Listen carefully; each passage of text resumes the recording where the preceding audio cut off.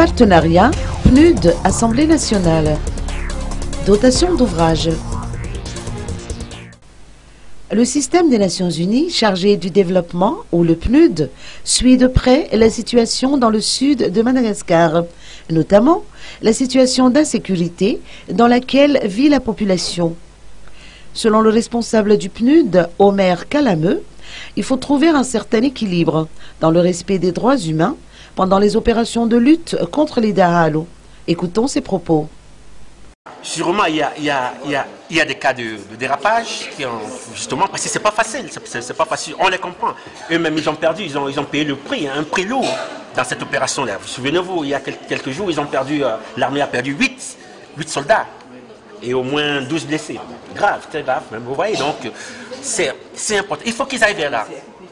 On les comprend. On comprend le gouvernement qui doit restaurer l'autorité de l'État, qui doit restaurer la paix et la sécurité au sud, mais aussi les impératifs d'obligation du gouvernement en matière de droits de l'homme, comme je l'ai dit. Principe d'humanité, principe de distinction, principe de proportionnalité, la légalité, c'est assez important. Cet équilibre-là, c'est ce que nous faisons. Bon, maintenant, nous sommes quand même un peu inquiets. Nous sommes quand même un peu inquiets que ce soit des militaires, hein, qui soient dans une opération de maintien de l'ordre. Généralement, les militaires sont dans les opérations de défense du territoire. Normalement, c'est les forces de première et deuxième catégorie, la police et la gendarmerie, qui devraient être en première ligne. Bon, peut-être, ces forces de première et deuxième catégorie, la gendarmerie et la police, bon, n'ont pas réussi leur mission par le passé, je ne sais pas.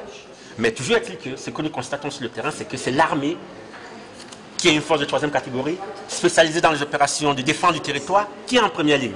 C'est ce que nous observons. Là, il y a une source d'inquiétude.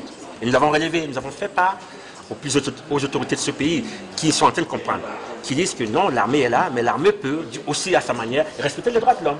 Donc ils sont en train de travailler quotidiennement dans leurs opérations pour maintenir cet équilibre-là.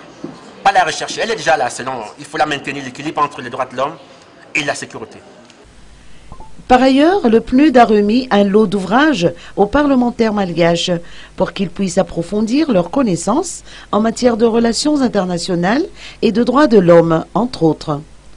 Outre ces ouvrages, le PNUD va également améliorer le parc informatique de l'Assemblée nationale pour permettre aux parlementaires malgaches de se connecter avec leurs homologues étrangers.